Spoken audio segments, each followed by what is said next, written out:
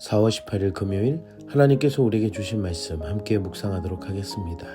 성경 누가복음 23장 26절부터 43절까지입니다. 그들이 예수를 끌고 갈 때에 시몬이라는 구레네 사람이 시골에서 오는 것을 붙들어 그에게 십자가를 지워 예수를 따르게 하더라. 또 백성과 및 그를 위하여 가슴을 치며 슬피 우는 여자의 큰 무리가 따라오는지라. 예수께서 돌이켜 그들을 향하여 이르시되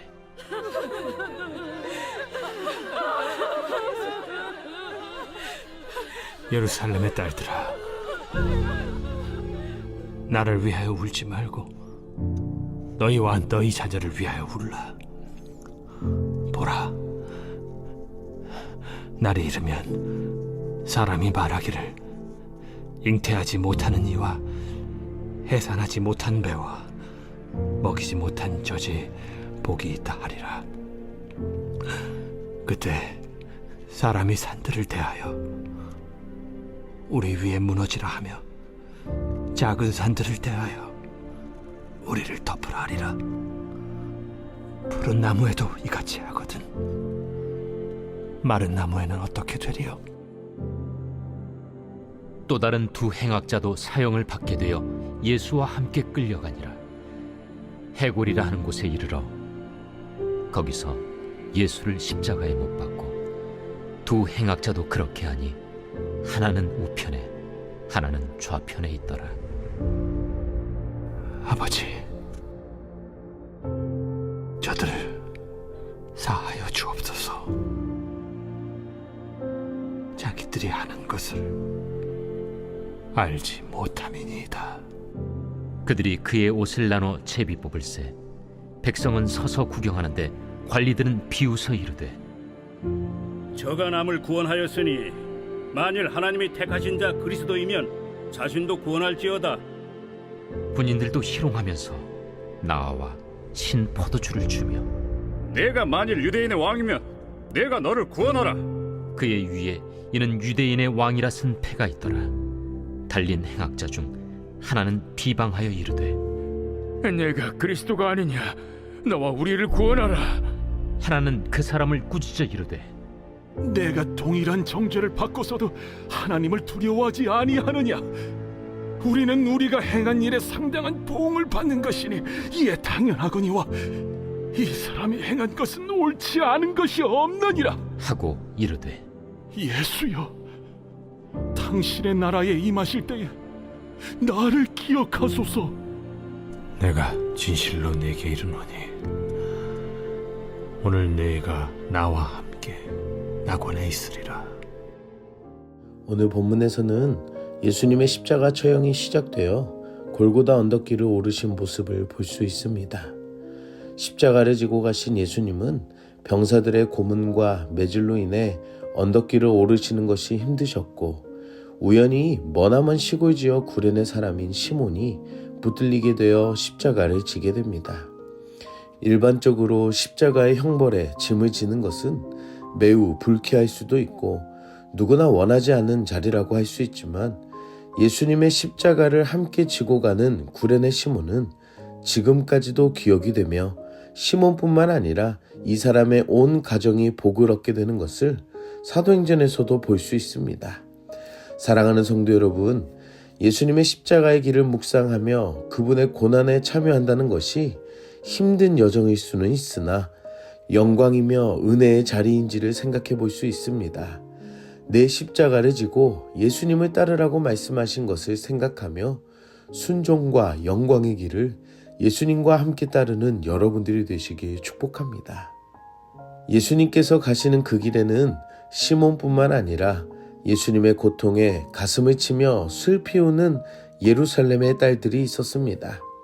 이들의 애통을 들으셨던 예수님께서는 현재의 고난을 보며 슬퍼하지 말고 앞으로 나타날 종말과 심판에 대해 슬퍼할 것을 말씀하십니다. 잉태와 해산, 산들과 작은 산들의 무너짐, 푸른 나무와 마른 나무를 말씀하시면서 자신이 가시는 길은 부활과 영광의 모습이지만 믿음이 없는 세대들의 앞날은 멸망과 심판이 있기 때문에 십자가의 길을 오르면서까지도 예수님께서는 이들에게 진실로 말씀하시는 것을 볼 수 있습니다. 사랑하는 성도 여러분, 마지막 시대를 살아간다고 생각하는 우리의 삶에 예수님의 말씀처럼 깨어 있어야 하며 기도하며 준비하는 자들이 되어야 함을 알려주십니다. 다른 사람이 아니라 예수님의 말씀을 들은 우리가 그 마지막 때를 기다리며 준비하고 깨어있는 여러분들이 되시기를 축복합니다. 마지막 사람들은 바로 두 행악자를 가리킵니다. 예수님과 함께 십자가의 처형을 받은 두 행악자였습니다. 한 사람은 예수님을 비방하며 구원을 가지고 조롱을 하였습니다. 하지만 다른 한 사람은 오히려 자신을 기억하여 그 은혜를 입게 해달라고 요청을 하게 됩니다. 십자가의 마지막 순간에도 예수님을 믿지 않고 따르지 않는 사람이 있다면 그 마지막 순간에 예수님의 편에 구원을 요청하는 사람이 있음을 볼 수 있습니다. 사랑하는 성도 여러분, 예수님을 향한 우리는 어떤 마음인지를 생각해 봅시다. 그리고 우리 주변에 사랑하는 영혼들을 생각하며 예수님을 모르는 이들이 그 마지막에는 예수님을 기억하며 구원을 요청하는 은혜가 있도록 함께 기도합시다. 예수님께서 십자가 위에 오르시고 하신 것은 기도였습니다. 바로 원수를 사랑하고자 하는 용서의 기도였습니다. 마지막 순간까지도 그 죽음의 고통 가운데에 하나님의 긍휼을 구하시는 예수님의 모습을 볼 수 있습니다.